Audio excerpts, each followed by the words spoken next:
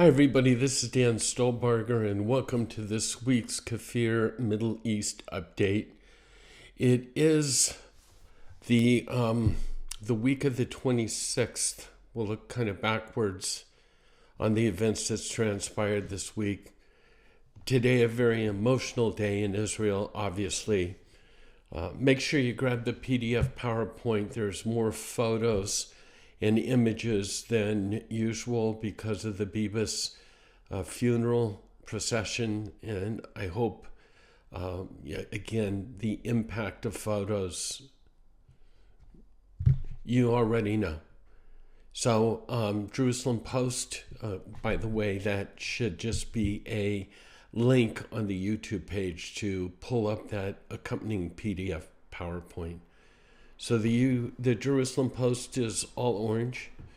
The writing is an entire nation in tears, bids farewell to Shiri, Ariel, and Kfir. May they rest in peace. And on that same slide, it's noted that Shiri, Ariel, and Kfir Bibas were buried in a single casket, and they will remain together. Some of the photos, thousands lining the street, private ceremony at the kibbutz, but thousands lining the streets, flags, orange balloons, the two redheads, as we know, Ariel, little Batman, and Kfir. Obviously, Yarden Bibas, sole survivor of that family, from his eulogy that he gave to Shiri, he stated at the end that the last conversation they had in their bomb shelter was, should we surrender or should we fight? And Shiri said, we should fight. And he said, so I fought. And then he apologized to both Kfir, Ariel, and Shiri that he wasn't strong enough, that he could not protect them. Many don't realize that it wasn't just Shiri and Ariel and Kfir, but her parents were also murdered. And you'll see in that slide 3 generations that were wiped out, massacred, fill in whatever word you want to use. Murdered, killed. And what we've heard about how they killed the babies in Shiri is unmentionable.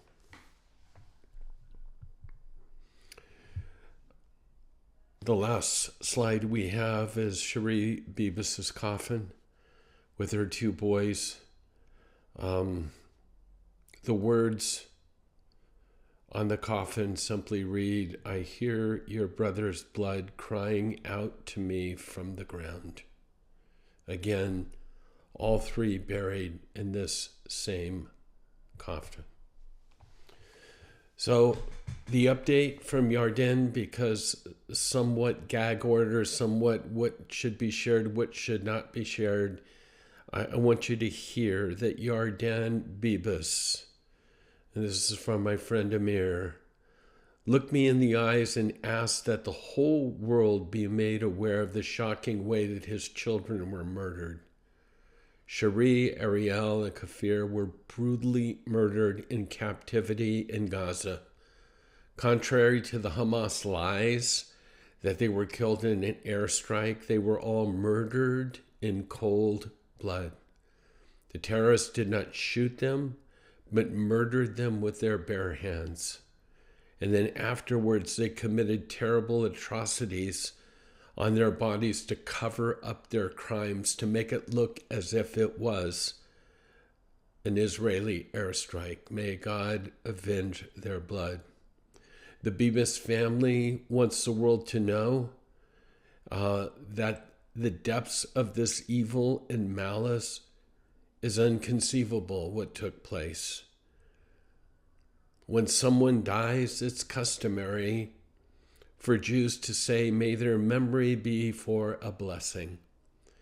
at the funeral of Hirsch Goldberg, Poland, who was executed, if you remember, with 5 others in 2024. His father, John Poland, spoke words that feels right to repeat now with Cherie, Kfir, and Ariel in mind. May your memories be for a revolution. This must end. Our news bites this week are, as we get into the regular update, I'm always starting now with just a constant reminder, because it's so easy to forget, that on October 7th, 2023, there were 12,000 Israelis that were killed. There were countless rapes. Babies were burned. There were over 600 beheadings. There were over 250 kidnapped victims, the largest kidnappings in history. And as we conclude this day, phase 1 will be completed. And in phase 1, there's been 34 hostages, not prisoners, Israelis, hostages that have been released, and 1,700 Palestinian prisoners in exchange. Interesting, there's a lot, with Trump in office, hard to know what's negotiation, what's him making a deal. Is he serious? I mean, with everything that's circulating, and what that's caused is for many others, not just Arabs, but also in Israel itself, to say, well, if everything's on the table, let's talk about this. And Smotrich, ultra-right finance minister in Israel today, has sort of floated this balloon, which I find fascinating. He says, Israel, this has been brought up in the Knesset, by the way, Israel will seize land if Gaza hostages aren't returned. If the captives, both living and dead, are not returned, Israel will expand the agricultural areas of the kibbutzes of Be'eri and Nir Oz into the Gaza perimeter. 5% for each victim. Interesting proposal. We'll see what transpires with that. And then, as this day closes, Israel has finalized the last swap. Israel will get back 4 coffins, and Hamas will get 602 terrorists. And this will be the end of the original phase 1 ceasefire. Phase 2, up in the air. We're not sure what's going to happen at this point in time. I do have a slide showing the 4 bodies of the victims that will be returned. These are familiar faces to me because they're salt and peppered not only throughout Israel on every bus station, billboards that you see, but they're on our refrigerator as well. And so we mourn their losses. May their memories, may their names be a blessed memory. Most people don't realize what's transpired.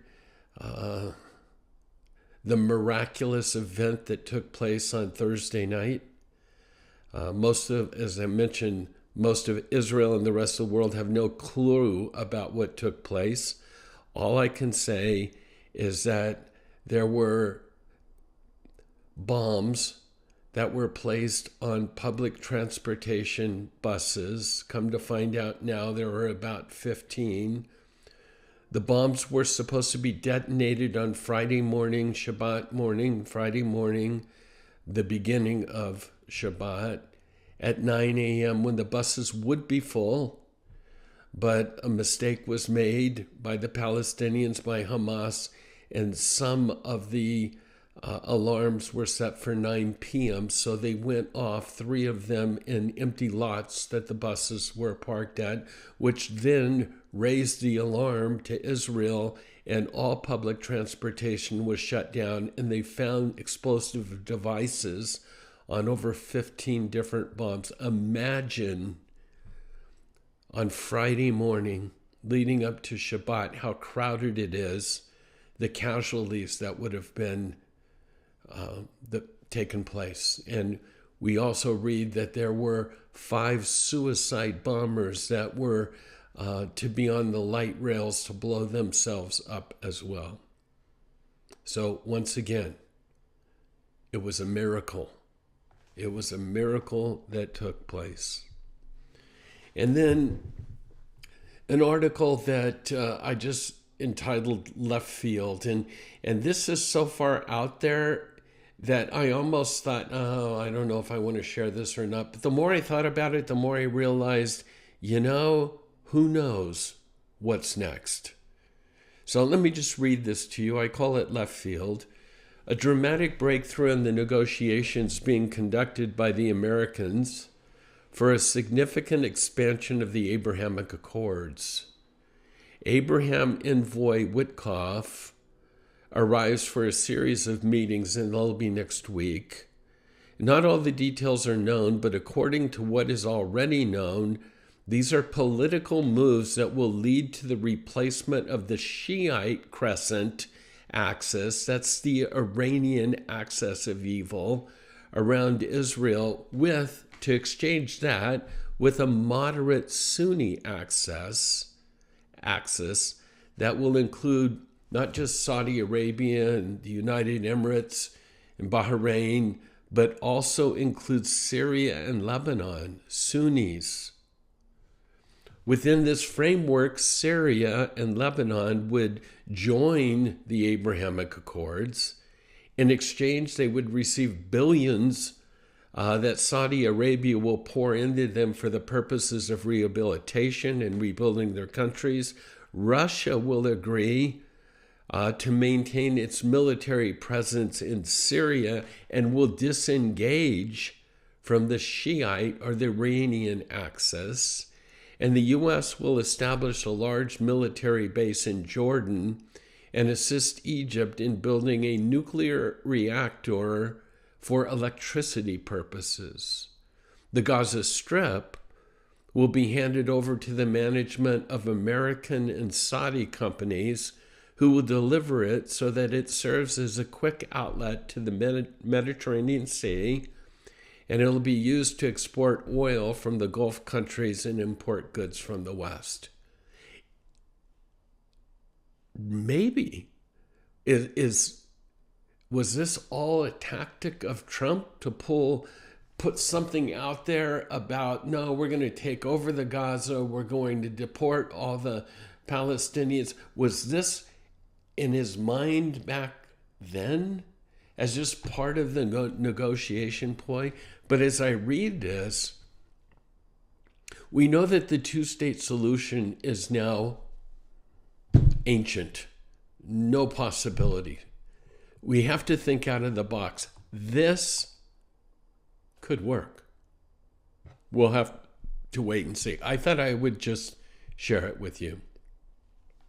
And then just to keep this within that 15-minute framework, I've given you the before and after pictures of the latest hostages, live hostages that have been released. I have an article here about deception and how it runs deep, and how Gaza, how Hamas has manipulated the media. It's whether it's CNN or BBC or the French outlets or whatever, the manipulation and the programming that's gone on with the sources is astounding. It's again, the article is just simply deception runs deep. I wish I had better news, but Iranian Nukes, the Israeli foreign minister, his quote, Iran has enriched enough uranium to make 2 bombs and is looking for ways to convert enriched nuclear materials into weapons. We don't have time. If the Iranian nuclear program is not stopped now, it will be a disaster for Israel's security. I believe that there must be a credible military option on the table to stop the nuclear program in Iran before it turns into a weapon. Failure to do so could lead to nuclear arms race in the Middle East. That would include Turkey, Saudi Arabia, Egypt, and on and on. I know it seems like the little boy that's cried wolf, but my gut tells me that something is in the works. The sand is absolutely running out of the hourglass. Will it be combined? Will it be the U.S. and Israel? Will it be Israel alone? I think within the next 30 days, we'll have the answer to that question. That kind of concludes what we have for you today. As I mentioned, our this week, as I've been mentioning, Sharon and I and our Holy Ground Explorations Tour will be in Israel for about the next month. My wife and I go in early and stay late. We call this tour The Land, the People, and the King. And we're going to love on the people of Israel, to bless the people of Israel, to worship our God, our King, and to see the land. And so because of that, my Middle East updates over the next 3 weeks will only come to you in PDF PowerPoint form. It will not be a video, but they will be posted, and they'll be posted from Israel. Let me remind you, if you're in this area, Pacific Northwest, that on July 1st, we are hosting Amir Safati from 6 to 8 p.m. The venue will be the Lake City Church, and tickets are now on sale on our website. You can purchase them. There may be a short delay in you receiving the wristbands for that because of the fact that we'll be in Israel for the most of the month of March. If you're also local, we're hosting an old-fashioned Bible study in our home, and we'll be starting the book of Revelation. And that's going to begin on April 1st.